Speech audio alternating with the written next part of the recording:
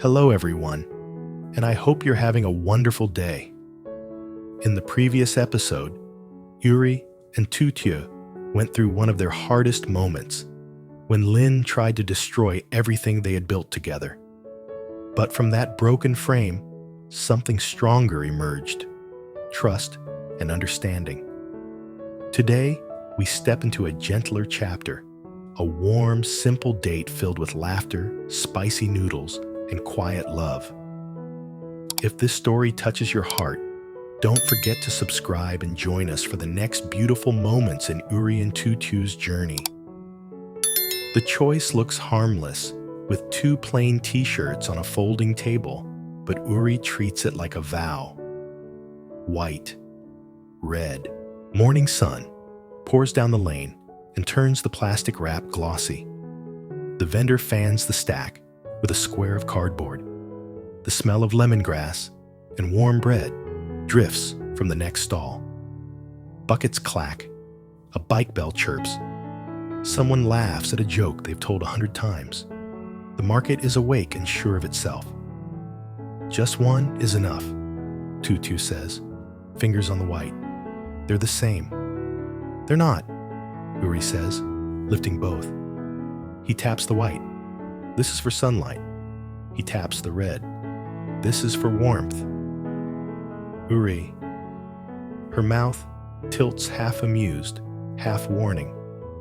Both, please, he tells the vendor. No showy tone, just firm. Paper whispers around cotton. Coins clink. A small loop of string goes tight. By the time she finds her next sentence, the bag is in her hands. You know I don't like wasting money, she says, cheeks a little warm. Then don't waste it, he says, closing her hand over the string. Wear them in our next photo.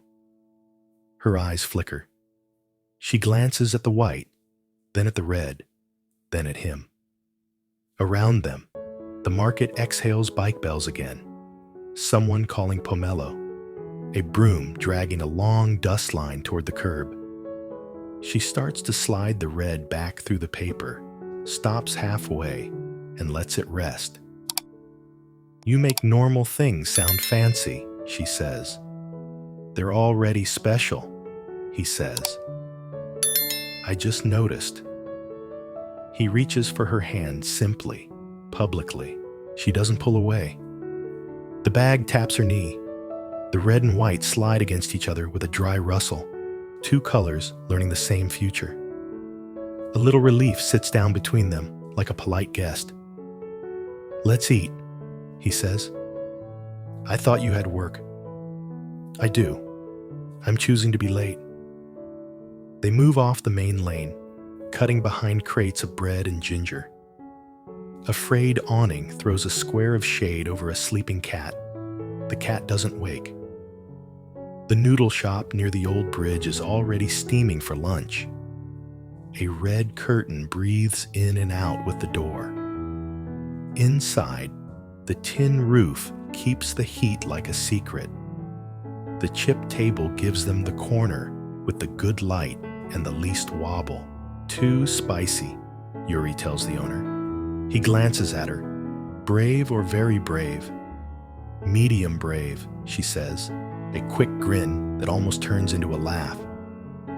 The bowls arrive like weather clouds of heat, chili seeds like confetti, steam that fogs the edges of their faces. Metal spoons ring against porcelain. Uri sets his camera on the table, not as a wall, not as an altar, just as part of his day. His knuckle brushes the paper bag and leaves it alone. Smells dangerous, she says, leaning over the broth. Only if we quit, he says, and takes the first mouthful. Fire. Her eyes water. His do too. She grabs her glass. He nudges it by accident. They clink like a toast. It's ridiculous. It's perfect. They laugh, first startled, then shameless, until the owner's mouth twitches and almost admits she's smiling at them. Uri lifts the camera. Don't, she says, chopsticks hovering. That's why, he he whispers, and the shutter gives a soft click. They eat without rush. Outside, scooters stitch the lane in steady seams. Inside, words come easy and small. He says he almost missed sunrise because the cat slept on his camera bag and purred like a motor. She says she saved a plant by moving it 3 fingers to the left, and it decided to live. He nods, like that explains everything. They trade little stories that don't try to win. Warmth grows on its own. When the heat settles and the broth drops a little, quietly find a place at the table. "Are we honest today?" she asks, not testing him, just checking the weather. "I think so," he says. "Feels like it." Her gaze drops to the bag. "You really think I need both?" "I think you deserve both," he says. He nods at the white. Calm when it's loud. He nods at the red. Warmth when the air is mean. She doesn't answer with words. She slides her hand across the table and covers his pulse. A light 4 count. I'm here. I'm here. I'm here. I'm here. The room minds its own business. The owner brings 2 lime wedges on a saucer free, like a thank you for making the shop sound alive. They finish the last noodles, scrape the last chili seeds from the rim, and sit there a minute longer than necessary because it feels good to have nowhere else to be. Uri bows his thanks. The door gives back their shapes to the street. Noon leans into the village with both elbows. "Which one? Today?" he asks as they step into the heat. His shoulder brushes hers. "White," she says. "Calm, remember?" "And the red?" "I'll keep it till I need it," she says, a small smile that keeps most of itself. They take the long way on purpose. Stalls give way to low walls, then to the pagoda, then to the stone path that people forget about unless they need quiet. Lanterns strung for a festival weeks ago are still there, faded but stubborn. The bell marks the hour with a sound that walks straight into the chest.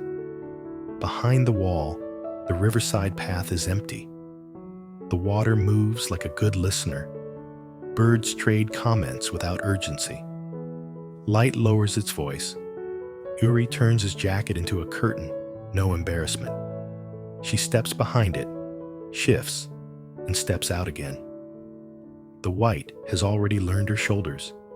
It makes the green around them brighter and the river steadier. He looks at her like he has time. He raises the camera slowly, asking with his eyes. She answers with almost nothing. A breath to the left, a small brightening at her mouth, a steady inhale. Click. "Don't say perfect," she says. "I won't," he says. "I'll say it feels right." She blinks at that, as if a little weight moved. Wind lifts a thin strand of hair. He tucks it back, careful. The bell answers from the pagoda, like it heard the gesture and approves. "Look," he says, turning the screen. Her face appears unposed, mid-breath, the white drinking the light. The river soft behind her, like a memory. She studies it, the way she studies prices at the market. Clear eyes, no fuss. "It's not the photo," she says at last. "It's you, the way you look at me." He lowers the camera. "Then let me keep doing that." He reaches into the bag and pulls the red, lays it across her lap. The color glows, even in the shade. "For next time." She folds it along the seams, neat, thumbs pressing the cotton flat. "For when we need it." "Promise?" he asks. "Promise." He shoulders the camera. "I'll bring the film." "Film?" She lifts an eyebrow. "Old school." "Slow on purpose?" he says. "Some things need time." They sit a moment on the stone ledge, not speaking. The river does the talking with small rhythms, no drama. A kid's laugh skims the top of the wall and falls away. Somewhere, detergent air slips into the afternoon and makes everything feel cleaner than it has any right to be. They stand. The path gives them back to the street. The village is exactly itself. A woman hosing the dust off her step, a man tying a crate with blue rope, a radio trying to decide between two songs. They walk side by side, not touching now, but close enough that the space between them is easy. At the mouth of the lane, a paper windmill goes spinning past on a stick. Its red is the same as the shirt across her lap. She watches it turn until it's gone. Sunlight, she says, touching the white at her shoulder. And warmth, he says, tapping the red with 2 fingers. Both, she says, and takes his hand for the last stretch back toward town. Yes, to 2 shirts. Yes to noodles and laughter. Yes to being late on purpose and on time for each other. The bag swings and whispers. The day holds. The moment doesn't perform. It simply stays. They don't rush the walk back. The lane keeps handing them small things to agree on patches of shade. The soft thud of sandals on dust. An old bike ringing twice for luck. A sleepy dog groans on a step, like it has been waiting for the world to calm down. The paper bag taps lightly against Tu Tieu's wrist, red and white inside like 2 steady heartbeats that don't compete. At a corner window, faded boxes of film sit behind glass. Uri pauses. "Give me 2 minutes?" "For what?"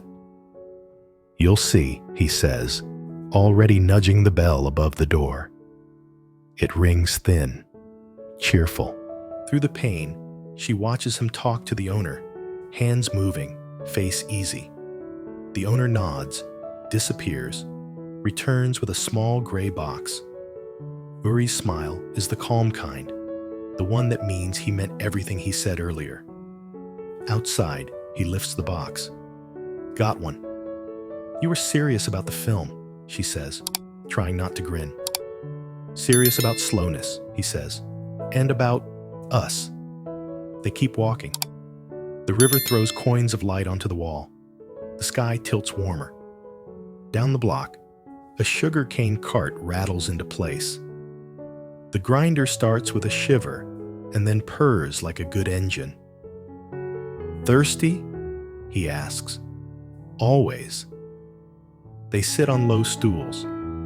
2 tall glasses arrive, sweating at once. First sip, and the air changes to cool, grassy, and simple. "This is good," Tu Tieu says. "Feels right," he answers, then smirks at himself. She nudges his knee. "Better." Uri lifts the digital camera, then lowers it. "May I?" "You may," she says, tucking a damp strand behind her ear. He takes 1 quick shot, then sets the digital aside and pulls the old camera from his bag. It looks like a small metal promise. He threads the film carefully. She watches his hands and feels her shoulders drop. "You like this part?" she says. "I like not seeing it yet," he says. "Makes me kinder." "To the photo." "To everything," he says, and raises the viewfinder. The click is different, soft, steady, a sound that lingers. He lowers the camera like a thought he wants to keep. "What?" she asks, suddenly shy. "Nothing," he says. "Everything." She laughs, quiet. "Your everything is big." "Not today," he says. "Today it's you, sugarcane, and the idea that we don't have to rush." They wander again. Lanterns flick on along the river path, one by one, as if coached. A boy sells paper boats with tea lights tucked inside. Uri buys 2 with a nod. They crouch where stone steps meet water. "Make a wish?" he asks. "Feels like a lot for a small boat," she says, closing her eyes anyway. Her lips move without sound. When she opens them, she looks steadier. Done? Done. They slide the boats out. The flames stutter, then hold. The river takes them both and decides not to hurry. What did you wish for? He asks. You know I can't say.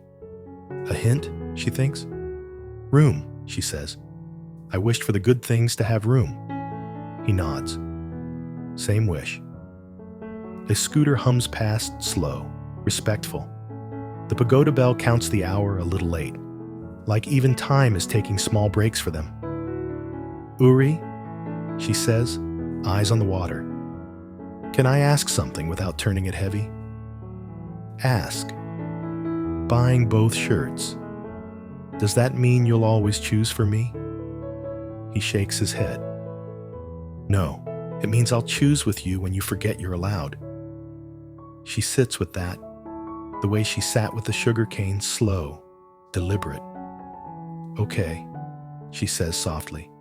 I can live with that. They climb back to the path. A street vendor flips corn on charcoal tin smoke, butter, and salt. Uri buys one. They share it like kids who never learn to keep score. Butter finds her thumb. He wipes it with his sleeve and doesn't make it a joke. Thanks, she says, meaning more than the sleeve. For what? For buying both, she says. For not making it a show. For staying easy. I'm not always easy, he says. I know, she says. Me neither. They pass the square where the village exhibition banner used to hang. The broken frame has been replaced. The wall looks like it remembers and has decided to be kind anyway. They both slow down without agreeing to. It looks better now, she says. It does, he answers. He raises the camera halfway, then stops. Another time. Another time, she says, and the words land like a small bridge between days. Near the bridge, someone has strung prints between poles' faces, festivals, sunsets, a black and white of a couple laughing mid-bite. She lingers on that one. You like it? Uri asks. They didn't pose, she says. That's the trick, he says. Take one of us, she says suddenly. Film or digital? Both, she says, surprising herself. He sets the digital on a tiny tripod, taps the timer, and steps beside her. She looks at the lens, then at him. What face? Your normal face, he says. The one you use when you forget to be careful. That face is rare, she says. It's here now, he says, and the timer beeps. The shutter catches them in the middle of smiling. He checks the preview. She leans in. It's good because it isn't trying. They laugh, and the laugh makes it better. Now film, she says, braver. He lifts the old camera. Closer, he says. She steps in, shoulder to chest. His chin tips toward her hair. Click. Again, she says. He doesn't ask why. Click. Last one, he says, for sunlight and warmth. She lifts her eyes. He doesn't move, just lets the breath between them count to 5. Click. They stand with the feeling longer than necessary, then move because evening asks them to. He writes on the film box with a pen. Warm date, Riverside, both shirts promised. The letters look neat and patient. You write tidily, she says. I practice, he says. Makes me feel like I can hold things still for a second. Her phone buzzes in the bag with one small vibration. She glances, doesn't take it out. He notices, then looks back at the river on purpose. Not urgent, she says. Okay, he says. They drift toward the photo lab at the far end of the square. A sign flickers. Same day digital. Film tomorrow. Uri lifts the lid of a display box, contact sheets clipped under glass, each frame a tiny decision brought into light. "We'll come back tomorrow?" he asks. "We will," she says. "I want to see what we didn't see today." He smiles at that. Good line. "It's true," she says. They loop through the night market as vendors start their end-of-day songs. He buys a small bag of warm peanuts and hands it to her. She opens it and offers him first. They walk and eat and trade shells to pockets nobody can see. By the banyan, an old radio tries on a love song from another decade. No one asks them to dance. They do not dance. They sit on a bench facing the square, bodies angled in a shape that says, "We like the same view." "I used to think happiness had to be big," she says, "loud, like fireworks." "Fireworks burn out," he says. "This doesn't," she says, looking at the paper bag. "No," he says, "this doesn't." He reaches into his bag and pulls a small envelope. "I printed these last night," he says, a little shy. "I was saving them." She slides out 2 photos. One of her laughing from weeks ago, caught in passing. One of the bridge at dawn, empty and calm. "I thought you didn't like big shows," she teases, voice softer than the words. "I don't," he says. "This is small." "It's enough," she says, and puts the envelope back carefully, as if the paper could feel clumsy hands. They sit until the streetlights commit to full brightness. Shops close with metal clinks. The village settles. He takes the paper bag, folds the top twice so the shirt sits snug, and hands it back. "For you," he says. "For us," she corrects, tapping the fold. "Next time red. Next time film," he says. "Next time noodles," she adds, laughing. Very brave. "Deal," he says. They stand. The road home opens the way it always does, plain and true. She takes his hand, no question this time, only habit. He answers with a squeeze. They make it 3 steps before she stops and turns him to face her. "Hey," she says. "Hey," he says. "Thank you for today." "Me too," he says. "Not me too," she says, smiling. "Just say you're welcome." "You're welcome," he says, and it lands right. They cross the square and pass under the frame that used to be a problem. It isn't a problem now. It's a rectangle of evening with no story to fix. He raises the camera, takes one silent shot of nothing special, and drops his hand. "What was that?" she asks. "Room," he says. "For the good things." She nods. Easy. Okay. At the turn to her street, they pause the way people do when the day has been good and they don't want luck to think they're greedy. "Sunlight tomorrow?"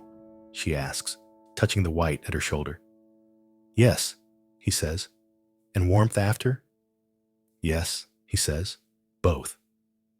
She leans in, not a kiss, not yet, just enough to let their foreheads share the same small space of night. 1 breath, 2, 3. Then she steps back with a grin that understands timing. "Good night, Uri." "Good night, Tu Tieu." She walks the last meters with the paper bag quiet at her side.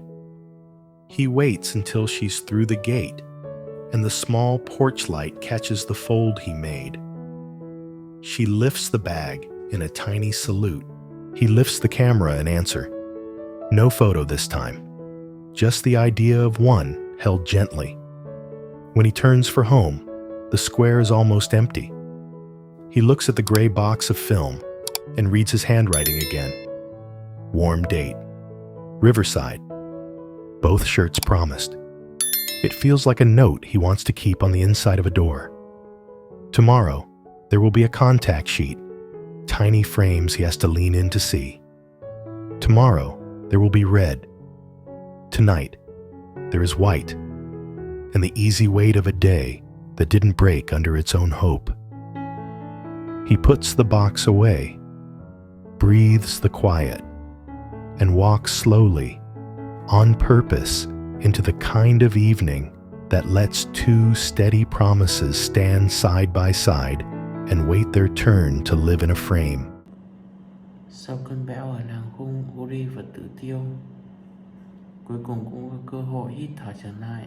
Uri gây bất ngờ cho Tử Tiêu bằng hai chiếc áo phông đơn giản, một chiếc màu đỏ, một chiếc màu trắng, những món quà phản ánh sự ấm áp và bình yên sau tất cả những gì họ trải qua. Dù cô ấy khăng khăng chỉ nhận một chiếc, Uri vẫn nhẹ nhàng tặng cô ấy cả hai chiếc, nói rằng mỗi màu được thuộc về một khoảnh khắc họ sẽ chia sẻ cùng nhau. Buổi hẹn hò của họ diễn ra tại một quán mì nhỏ, nơi tiếng cười thay thế sự im lặng và tình yêu tìm lại nhịp điệu của nó. Sau đó bên bờ sông, Uri ghi lại nụ cười của cô ấy dưới ánh sáng vàng, một bức tranh không phải của sự hoàn hảo mà là của sự thật. Đó là câu chuyện về hạnh phúc có thể âm thầm lớn lên thông qua những cử chỉ nhỏ, những món ăn được chia sẻ và sự thoải mái khi được nhìn thấy nhau.